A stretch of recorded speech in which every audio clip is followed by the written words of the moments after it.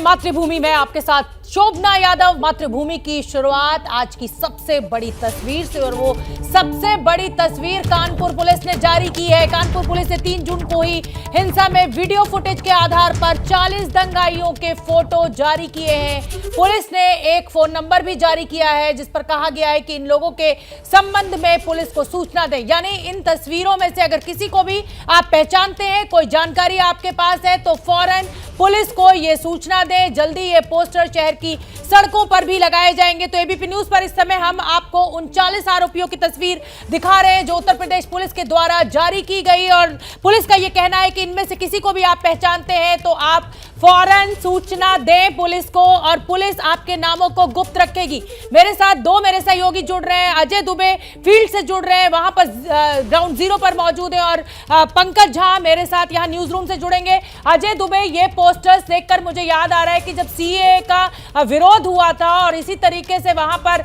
माहौल खराब करने की कोशिश की गई थी, तो योगी सरकार ने ऐसे ही तस्वीर जारी कर संपत्ति जब्त की थी और कार्रवाई की थी। अब एक बार फिर तस्वीर जारी कानपुर दंगाइयों की।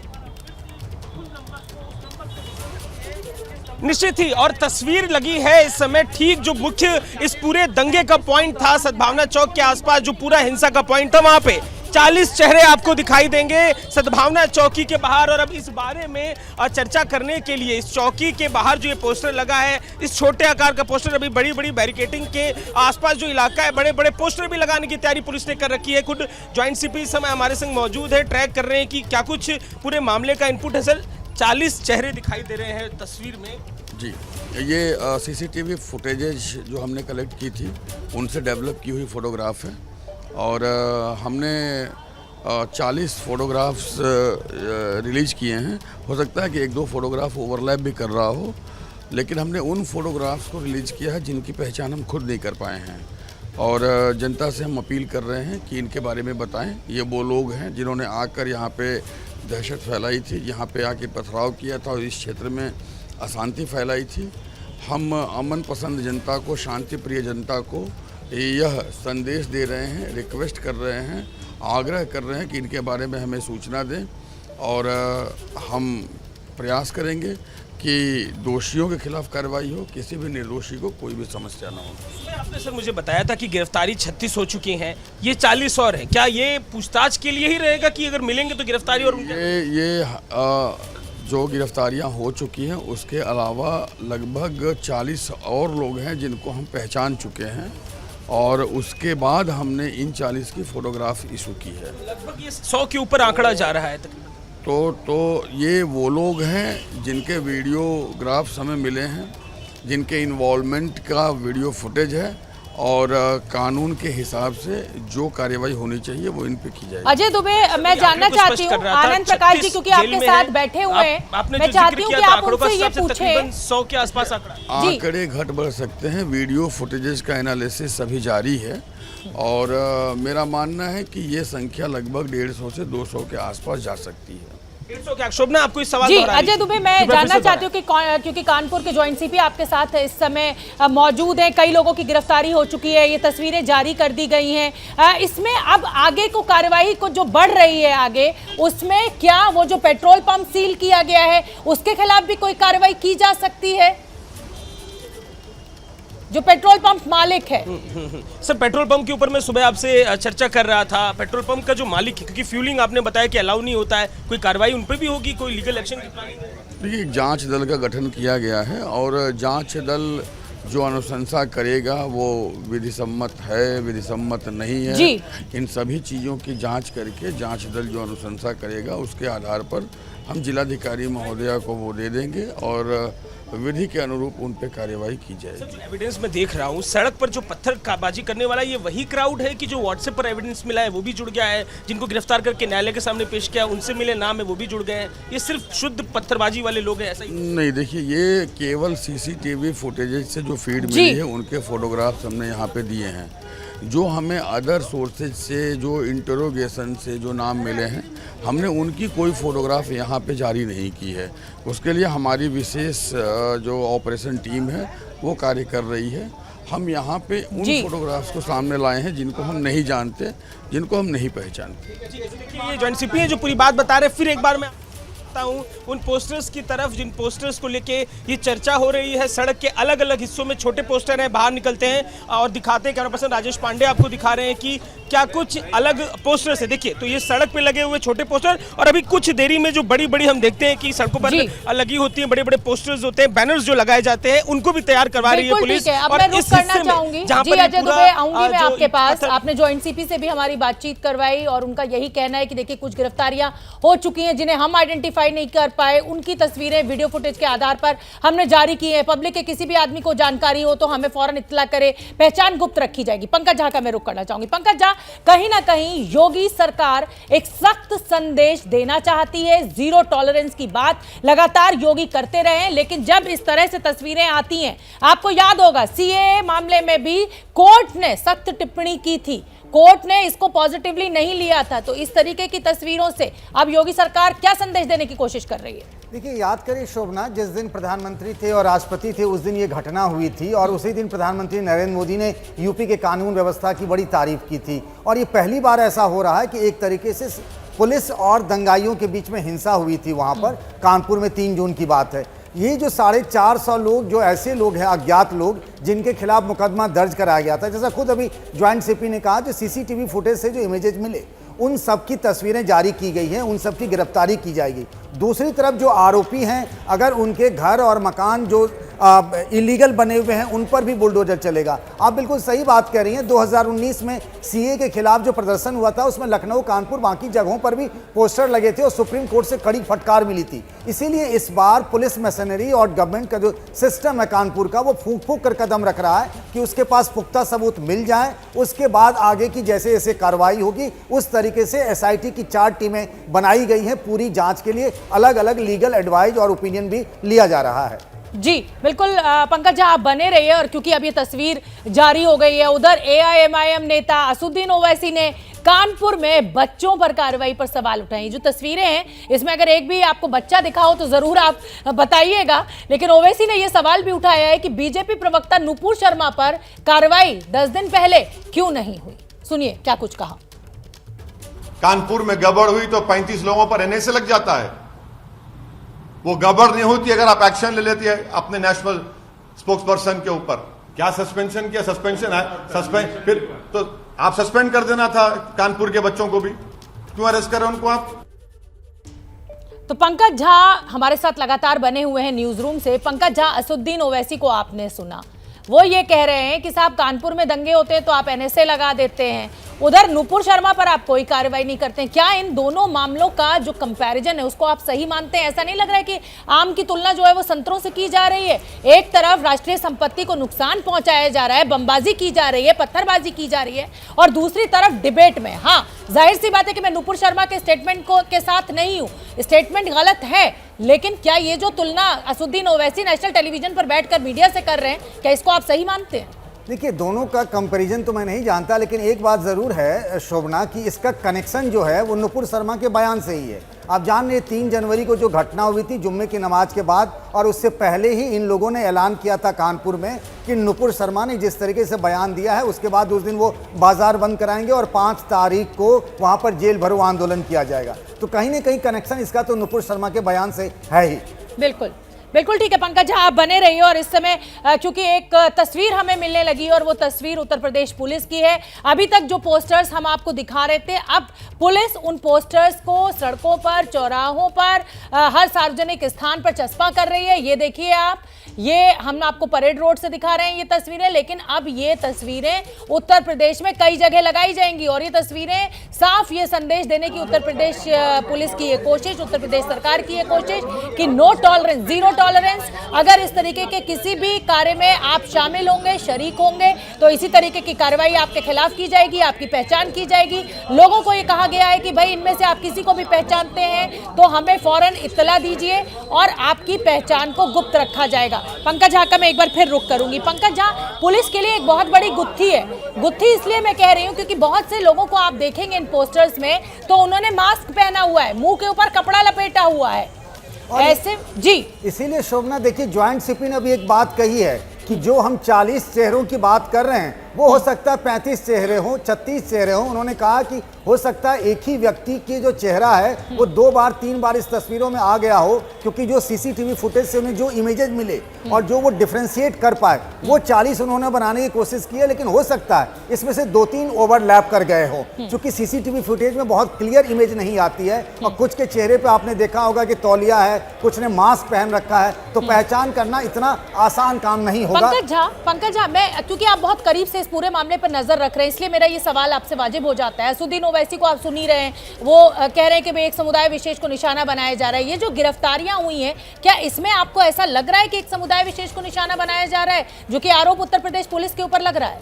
देखिए, इस पूरे मामले में मुझे नहीं लगता है कोई इस तरीके का आरोप सही होंगे, क्योंकि जिस तरीके से उस दिन घटना हुई 11 बजे के आसपास से धीरे धीरे करके बाजार बंद कराने के मकसद से जिस तरीके से चीज़ें हुई और फिर धीरे धीरे एक साजिश के तहत, क्योंकि इस तरीके की चीज़ें सामने आ रही हैं पुलिस की जांच में कि उससे पहले पेट्रोल पंप से पेट्रोल लिए गए, पेट्रोल बम बनाए गए, झोले में पत्थर रखे गए, किस तरीके से व्हाट्सएप ग्रुप बनाए गए और उसके बाद बाजार बंद कराने की अपील की गई, तो मुझे नहीं लगता कि जिस तरीके के आरोप लगाए जा रहे हैं उसमें बहुत दम होगा। बिल्कुल ठीक है पंकज झा, हमें लगातार ये तस्वीरें मिल रही हैं और हम अपने दर्शकों को भी दिखा रहे हैं कि अब ये जो तस्वीरें हैं, ये जो 40 आरोपी हैं, जगह जगह उत्तर प्रदेश पुलिस इन तस्वीरों को चिपका रही है, चस्पा कर रही है, लोगों को कह रही है कि इनमें से किसी को भी पहचानते हैं या सामाजिक तत्व हैं, ये वो आरोपी हैं जिन्होंने कानपुर हिंसा को भड़काया था, इनमें से आप किसी को भी पहचानते हैं, जानते हैं, तो इसकी इत्तला फौरन आप उत्तर प्रदेश पुलिस को दें। एबीपी न्यूज भी आपसे यही अपील करेगा कि पुलिस का साथ दें। ये जो तस्वीर लगाई गई है, इस समय हम टीवी स्क्रीन पर आपको जूम करके दिखा रहे हैं, आप पहचानिए इनको, कोशिश कीजिए। ये वो लोग जिन्होंने माहौल बिगाड़ने की कोशिश की, ऐसा पुलिस का आरोप है। पंकज झा मेरे वरिष्ठ सहयोगी मेरे साथ जुड़े हुए हैं। पंकज झा, देखिए लगातार उत्तर प्रदेश सरकार सत्ता में ही इस बात को लेकर आई कि साहब लॉ एंड ऑर्डर हमसे बेहतर कोई नहीं संभाल सकता, लेकिन पिछले कुछ दिनों में चाहे ज्ञानवापी का मुद्दा हो, चाहे कृष्ण जन्मभूमि का मुद्दा हो और फिर आग में घी डालने का काम नुपुर शर्मा के बयान का हो, ये जिस तरीके का व्यवहार देखने को सामने आ रहा है एक समुदाय विशेष का, जो पुलिस कह रही है, इसको जस्टिफाई नहीं किया जा सकता किसी भी तरीके से। नुपुर शर्मा के बयान पर जो भी कहना होता है, शांतिपूर्वक लोग अपनी बात कह सकते थे। ये लोग ज्ञापन देने भी गए थे वहां पर पुलिस अधिकारियों को, और फिर जो मेन इसमें जो एक्यूज्ड है हाशमी, उसने खुद ही कहा था कि मैं आंदोलन वापस ले रहा हूं। लेकिन उसके बाद जिस तरीके से वहां हिंसा हुई, पत्थरबाजी हुई, आगजनी हुई, उसको कहीं से जायज नहीं ठहराया जा सकता है। और जो योगी आदित्यनाथ ने उसके बाद उसी दिन मीटिंग की थी, उसमें कहा था कि किसी को भी बख्शा नहीं जाएगा। आप देखिए बाजार में जगह जगह कानपुर में ये पोस्टर लगाए जा रहे हैं। 36 लोग पहले गिरफ्तार हो गए, बाकी लोगों की गिरफ्तारी होगी जिनके अवैध घर बने हुए हैं, नक्शे पास नहीं, उन पर बुलडोजर चलेगा। एक मैसेज देना चाह रही है योगी सरकार कि ये घटना हो गई, लेकिन आगे ऐसी कोई घटना वो होने नहीं देंगे किसी भी सूरत में। मैं यहाँ पर बताना चाहती हूँ अपने दर्शकों को कि कानपुर में जो दंगे हुए उसको लेकर प्रशासन अपना सख्त रुख अपना रहा है। जो डीएम है नेहा शर्मा, उनका कहना है कि मुस्लिम इलाकों में उन बहुमंजिला इमारतों पर कार्रवाई की जाएगी जो नक्शे से अलग बनी हुई हैं। इन बहुमंजिला इमारतों को गिराया जाएगा जहां से हिंसा के दौरान पत्थर फेंके गए थे। लेकिन सवाल फिर वही पुराना खड़ा होता है कि जब दंगे भड़क जाते हैं तब ये इलीगल कंस्ट्रक्शन क्यों नजर आता है प्रशासन को, उससे पहले क्यों नहीं नजर पड़ती है इस इलीगल कंस्ट्रक्शन पर प्रशासन की। चाहे जहांगीरपुरी हिंसा मामला हो, उसके बाद वहां पर बुलडोजर की कार्रवाई होती है, और अब यहां कानपुर में जब हिंसा भड़क गई, पत्थरबाजी हो गई, अब डीएम का ये स्टेटमेंट आया है कि अब इन बहुमंजिला इमारतों के ऊपर कार्रवाई की जाएगी जो गलत बनी हुई है, जिनके ऊपर से पत्थरबाजी हुई है। पंकज झा मेरे वरिष्ठ सहयोगी लगातार मेरे साथ बने हुए हैं। पंकज झा, सवाल वही पुराना, पहले डीएम साहब को सुन लेते हैं और उसके बाद पंकज झा मैं आपके पास आऊंगी। क्षेत्र में निश्चित घनी आबादी का क्षेत्र है और काफ़ी क्लोजली बिल्डिंग्स बनी हुई हैं। लगातार केडीए के द्वारा काफ़ी प्रवर्तन कार्य हो रहा है। इस क्षेत्र के लिए भी विशेष रूप से उनकी एक रणनीति बनी हुई है। अभी हम लोगों ने आपस में एक कोऑर्डिनेटेड एफर्ट भी प्लान किया हुआ है और जो भी मानक के विपरीत कार्य हैं उनके विरुद्ध ज़रूर कार्रवाई होगी, उसके लिए हम लोग प्रतिबद्ध हैं। तो डीएम साहिबा को आपने सुन लिया, वो बता रही हैं कि किस तरीके से कार्रवाई की जाएगी, किस तरीके का काम चल रहा है। मेरे साथ मेरे दो सहयोगी जुड़े हुए हैं। अजय दुबे ग्राउंड जीरो पर मौजूद हैं, जिन्होंने अभी ज्वाइंट कमिश्नर से हमारी बात भी करवाई और किस तरीके से पुलिस की कार्रवाई आगे बढ़ रही है इस पर बात की। पंकज झा करीब से क्योंकि नजर रख रहे हैं और उसमें हमें ये बता रहे हैं कि भाई अब आगे योगी सरकार क्या एंगल देना चाहती है। अजय दुबे, मैं आपसे जानना चाहूंगी कि प्रशासन को जब तक दंगे नहीं भड़कते तब तक ये इलीगल कंस्ट्रक्शन नहीं दिखाई देता है क्या? दंगे भड़कने के बाद अचानक बुलडोजर और इलीगल कंस्ट्रक्शन को तोड़ने की बात आने लगती है।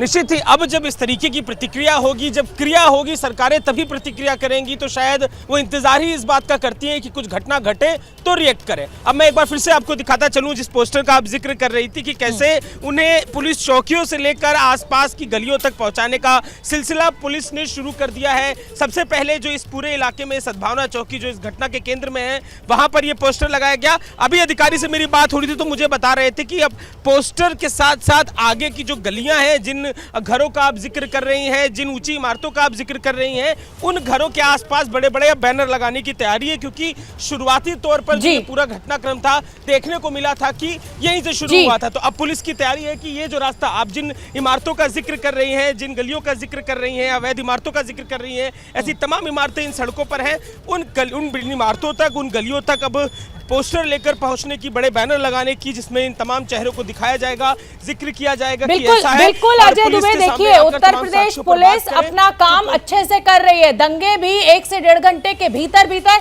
स्थिति पर काबू पा लिया गया था। लेकिन सवाल असुद्दीन ओवैसी भी गंभीर उठा रहे हैं। असुद्दीन ओवैसी कहते हैं कि साहब मोदी जी की तस्वीर अगर कोई गलत डाल देता है, योगी जी की डालता है, तो आप फौरन गिरफ्तार कर लेते हैं, और पैगंबर मोहम्मद पर कोई इस तरीके की टिप्पणी करता है, आप गिरफ्तार नहीं करते हैं। उधर कानपुर दंगों में पुलिस ने जो है वो तस्वीर जारी कर दी है। 40 आरोपियों की तस्वीर सड़कों पर चिपका दी गई है। किसी को भी पहचानते हैं तो उत्तर प्रदेश पुलिस को खबर दें। इस समय की बड़ी खबर आपको बता दें, और बड़ी खबर हम आपको बता दें, 2006 में वाराणसी सीरियल बम ब्लास्ट मामले में गाजियाबाद कोर्ट का बड़ा फैसला सामने आ चुका है। वाराणसी ब्लास्ट केस में जो आरोपी था, दोषी, उसको फांसी की सजा सुनाई गई है। वाराणसी में 2006 में सीरियल जो ब्लास्ट हुए थे उसका दोषी वलीउल्लाह को गाजियाबाद के जिला जज जितेंद्र कुमार सिन्हा की अदालत ने अपना जो फैसला सुनाया है उसमें फांसी और आजीवन कारावास की सजा सुनाई है।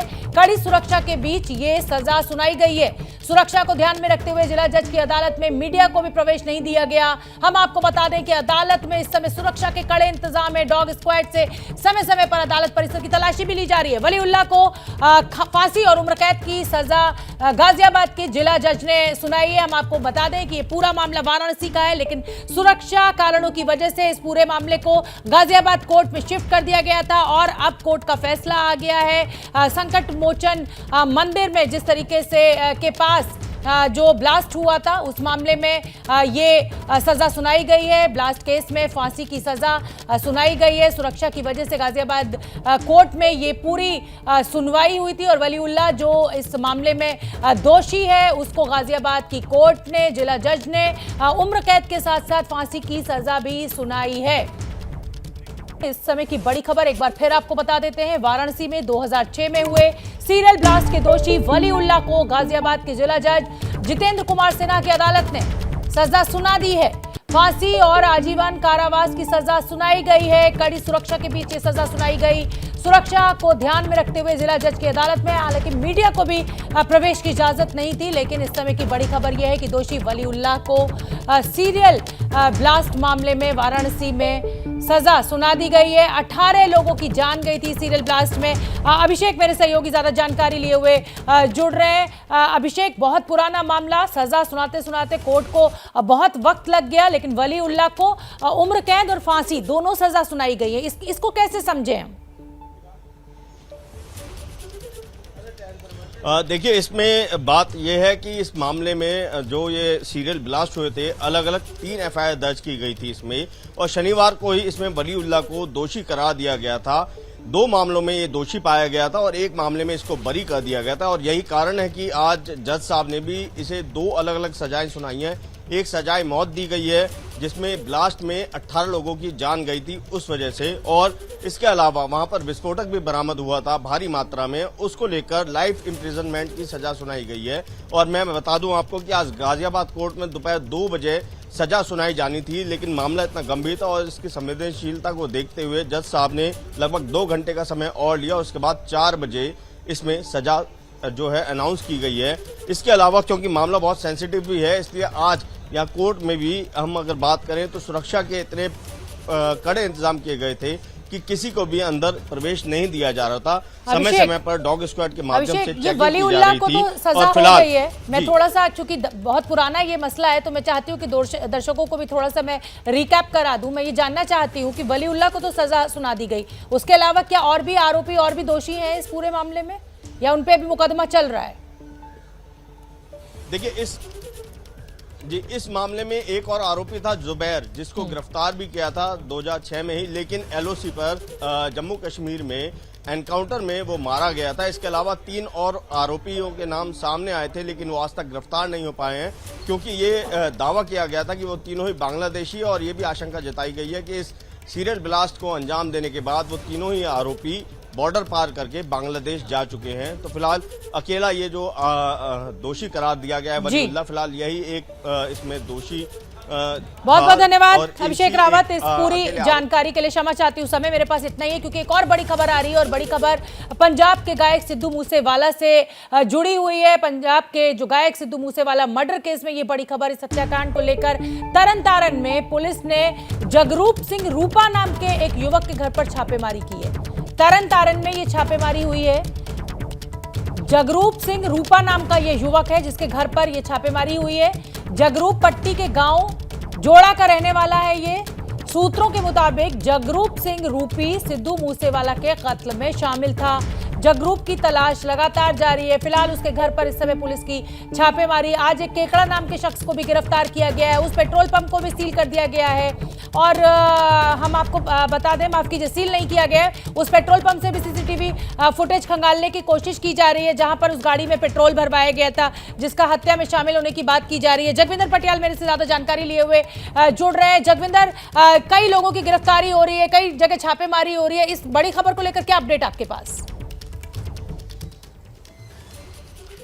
देखिए, अभी तक शूटर्स तक तो पुलिस नहीं पहुंच पाई है, लेकिन जितने भी लोग लॉजिस्टिक में इन्वॉल्व थे और जिन लोगों ने किसी न किसी तरह से मदद की है, उन तमाम लोगों को पुलिस दबिश दे रही है। पहली बात सबसे कि 4 लोग पंजाब के अब तक नॉमिनेट हो चुके हैं, इसमें से 2 बठिंडा के हैं और 2 ही लोग जो है वो तरन तारण के हैं। जगरूप रूपा जो है वो तरन तारण का रहने वाला है और उसको 4 साल पहले उसके परिवार ने बेदखल कर दिया है। ताज्जुब की बात यह है कि उसका छोटा भाई सेना में काम करता है। उसकी मां ने यह कहा कि जगरूप को बेदखल इसलिए किया गया था कि वो नशेड़ी था, नशे करता था, चोरियां करता था और फिर डकैतियों में नाम आने लगा।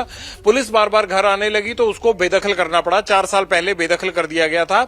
और अब भी आज जब जगरूप के घर में पुलिस पहुंची तो उसकी मां ने यही सब कुछ जो है वो पंजाब पुलिस को बताया है कि पिछले कई साल से वो घर नहीं आता है।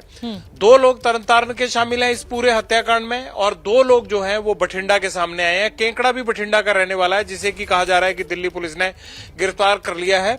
वो भी बठिंडा का रहने वाला है। उसका निकनेम हनी है और पेंटर का काम करता था। इसके अलावा हरकमल है, वो भी बठिंडा का रहने वाला है, लेकिन हरकमल भी अपने घर पर मौजूद नहीं है। पुलिस उसके घर पर भी गई थी।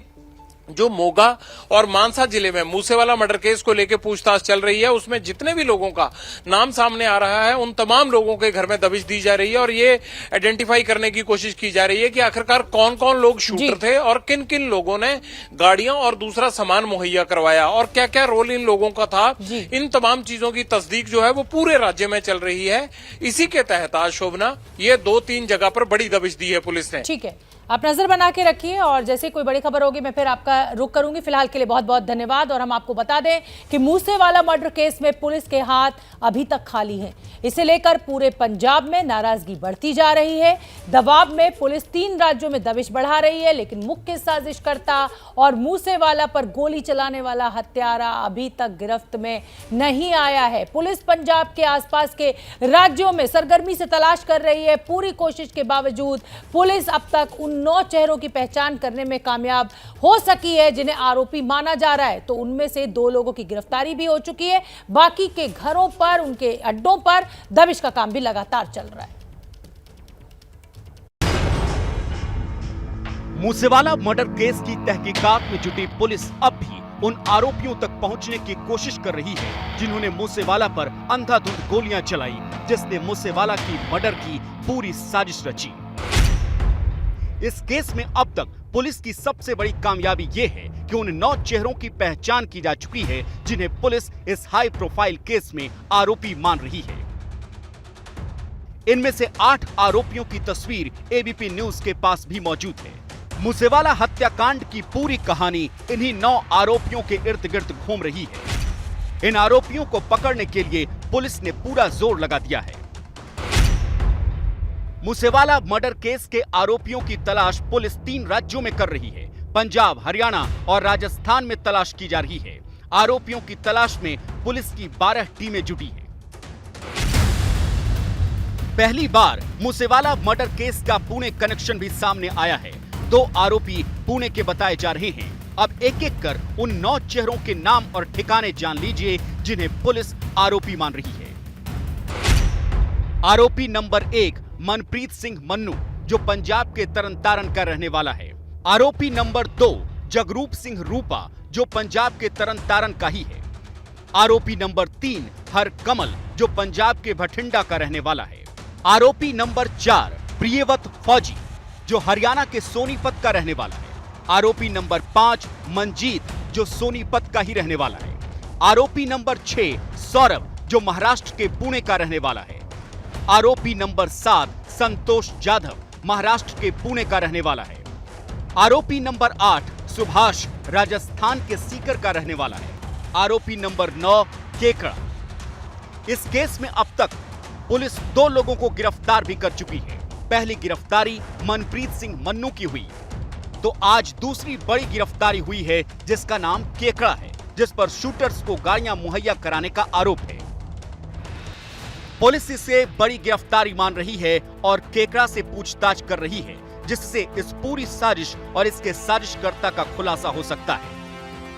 मूसेवाला मर्डर केस में एक नया सीसीटीवी फुटेज भी पुलिस के हाथ लगा है, जो उसी 29 तारीख का है जिस दिन मूसेवाला की हत्या की वारदात को अंजाम दिया गया। ये सीसीटीवी वीडियो मूसेवाला के घर से निकलने के वक्त का है। यहाँ थार गाड़ी के आसपास कई लोग खड़े हैं, जिसमें पुलिस 2 लोगों को सस्पेक्ट मान रही है। सफेद टी शर्ट पहना जो शख्स सेल्फी खींच रहा है, माना जा रहा है कि इसने ही शूटर्स को सिद्धू के अपने घर से निकलने की जानकारी दी। फिलहाल पुलिस सीसीटीवी फुटेज की मदद से कोशिश तो कर रही है, लेकिन हत्याकांड के 1 हफ्ते बाद भी हत्यारे और साजिशकर्ता तक पहुंचने में नाकाम दिख रही है। और जब तक इस कांड के बड़े मोहरे गिरफ्त में नहीं आते, तब तक मूसेवाला मर्डर केस की वजह से पंजाब और आसपास के राज्यों की राजनीति में भी हलचल तेज रहेगी, क्योंकि हत्यारे की तलाश में हो रही देरी से मूसेवाला का परिवार नाराज बताया जा रहा है और उसी नाराजगी को दूर करने दिल्ली से लेकर राजस्थान तक के नेता मानसा में मूसेवाला के घर पहुंच रहे हैं। कल दिल्ली से बीजेपी नेता मनजिंदर सिंह सिरसा पहुंचे। उनके बाद बीजेपी सांसद हंसराज हंस भी परिवार को सांत्वना देने पहुंचे। तो आज राजस्थान से कांग्रेस के बड़े नेता सचिन पायलट मानसा पहुंच गए। मूसेवाला के परिवार से मुलाकात की, न्याय की मांग की और साथ ही पंजाब के भीतर लॉ एंड ऑर्डर पर भी सवाल उठा दिए। हमारे नौजवान साथी बहुत ही लोकप्रिय हमारे गायक थे, हमारी पार्टी के नेता थे। जिस प्रकार से उनकी हत्या की गई, जो घटना घटी, बहुत चौंकाने वाली है, बहुत निंदनीय है और भयानक। इस घटना को अंजाम देने वाले लोगों पर सख्त से सख्त कार्रवाई होनी चाहिए।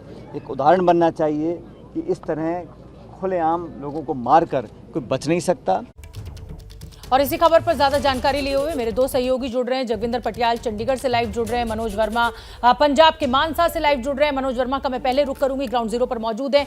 मनोज, तमाम जो नेता हैं उनके पहुंचने का सिलसिला जारी है, राजनीति अपनी जगह है, लेकिन सवाल एक बड़ा गंभीर सवाल यह है कि 1 हफ्ते से ऊपर का वक्त बीत चुका है, मास्टरमाइंड अभी तक गिरफ्त में नहीं आया है। हालांकि पुलिस ये दावा कर रही है कि पूरी जो साजिश है उसका खुलासा उन्होंने कर दिया है, चेहरों को आइडेंटिफाई कर दिया है, लेकिन कुछ ठोस जिसे कहा जाए वो हाथ में नहीं है पुलिस के। जी बिल्कुल, देखिए कुछ भी ठोस अभी तक पुलिस के हाथ में नहीं है। एक भी शूटर अभी तक पुलिस ने नहीं पकड़ा है और यही वजह है कि पुलिस लगातार जो नीचे लेवल के जो बदमाश है उनको अभी तक पुलिस ने गिरफ्तार किया है। और ये वो बदमाश है जिन्होंने सिर्फ लॉजिस्टिक प्रोवाइड करवाया था, यानी कि गाड़ियां मुहैया कराई थी। तो अभी तक किसी भी मेन शूटर तक पुलिस नहीं पहुंच पाई और जब तक मेन शूटर पुलिस को नहीं मिलेगा तब तक इस केस की गुत्थी को सुलझाना बहुत ज़्यादा मुश्किल है पुलिस के लिए, क्योंकि शूटर ही ये बताएगा कि आखिरकार उसे किसकी तरफ से इंस्ट्रक्शन मिले थे कि मूसेवाला का मर्डर करना है। और तमाम सीसीटीवी फुटेज भी पुलिस के पास मौजूद है, पुलिस के पास संदिग्धों की तस्वीरें भी मौजूद हैं, लेकिन पुलिस उन तक पहुंचने में अभी तक नाकाम है। 12 से ज़्यादा ज़्यादा टीमें जो हैं इसमें काम कर रही हैं। वो लगातार पंजाब में छापेमारी चल रही है, राजस्थान में छापेमारी चल रही है, हरियाणा में छापेमारी चल रही है, लेकिन कोई भी शूटर अभी तक पुलिस की गिरफ्त में नहीं आया है। तो कहीं ना कहीं बहुत बड़ा सवाल है पंजाब पुलिस के ऊपर कि 7 दिन बीत जाने के बावजूद भी अभी तक एक भी कोई मेन शूटर या फिर ये कहें कि मेन गैंगस्टर अभी तक पुलिस की गिरफ्त में नहीं आया। ठीक है, अब मैं जगविंदर पटियाल का रुख करना चाहूंगी। जगविंदर पटियाल, एक हाई प्रोफाइल केस, एक हाई प्रोफाइल मर्डर केस, आप देख रहे हैं खुद मुख्यमंत्री पहुंच रहे हैं, तमाम बड़े बड़े नेता वहां पहुंच रहे हैं। क्या माना जाए कि ये जो शूटर्स हैं, ये जो साजिश रचने वाले लोग हैं, इनको किसी का पीछे से बड़ा सपोर्ट भी हो सकता है कि पूरी पुख्ता तरीके से इन्होंने इस तरीके की साजिश रची और अब ये फरार है, इन्हें कोई बचा रहा है, इन्हें कोई छुपा रहा है, कोई बड़ा आदमी इसके पीछे? देखिए ये जो गैंगस्टर है ना, लॉरेंस बिश्नोई गैंग हो चाहे बम्बीहा गैंग हो, ये खुद ही इतने ज्यादा तेज तर्रार हैं कि ये हर हफ्ते बाद, 2 दिन बाद, 3 दिन बाद नया मोबाइल फोन रख लेते हैं। और इसमें एक नाम रिंडा का भी शुमार है, उसकी भी गतिविधियां इस तरह से रहती थी, जो पाकिस्तान भागकर अब आईएसआई के इशारे पर भारत में आतंक फैला रहा है। ये लोग इतने चालाक हैं, जब इनके पास जेल तक में मोबाइल फोन पहुंच जाते हैं और वो भी इंटरनेट की सुविधा वाले, तो आप अंदाजा लगाइए कि पुलिस को गच्चा देने में ये कितने तेज हैं। दूसरी एक इंपॉर्टेंट जानकारी ये मिल रही है कि 2 लोगों ने रैकी की इसमें, और वो दोनों उस दिन शूटर्स के साथ भी हो सकते हैं या शूटर भी हो सकते हैं। 2 नाम आए हैं। पहला हनी उर्फ केंकड़ा, जो बठिंडा का रहने वाला है, ये रैकी में शामिल था। जब सिद्धू मूसेवाला निकला है तो ये उसके पीछे पीछे गाड़ी में निकला है। ये हमें हरियाणा पुलिस से जानकारी मिली है। और ये फतेहाबाद पुलिस और जो मानसा पुलिस है उसके जो आपस में बातचीत का और जो संपर्क चल रहा है, उससे ये जानकारी निकल के आई है। दूसरी बात, जो सोनीपत का गैंगस्टर है फौजी, यानी पूरा नाम है प्रियव्रत फौजी, वो भी रैकी में शामिल था और जिस दिन वारदात को अंजाम दिया गया उस दिन बुलेरो गाड़ी में सवार था। और ये दोनों जो हैं, ये फतेहाबाद के दविंदर उर्फ काला के पास रुके थे और इसीलिए कल रात मोगा पुलिस ने काला को गिरफ्तार किया है। और काला का बैकग्राउंड टेंटेड है, वो ड्रग्स के केसेस में कई बार पकड़ा जा चुका है। इसके अलावा उसके कई झगड़ों के केस भी चल रहे हैं। तो ये दोनों रैकी करने वाले प्रियव्रत और केंकड़ा, ये दोनों रुके थे फतेहाबाद के काला के पास, इसीलिए काला की गिरफ्तारी हुई है। बिल्कुल, आप सही कह रहे हैं कि भाई जिन्होंने रैकी की, जिन्होंने साजिश रची, अब वो पुलिस की गिरफ्त में है। तो अब आगे उम्मीद की जा सकती है कि पुलिस जल्द से जल्द शूटर्स तक पहुंचेगी। एबीपी न्यूज आपको रखे आगे।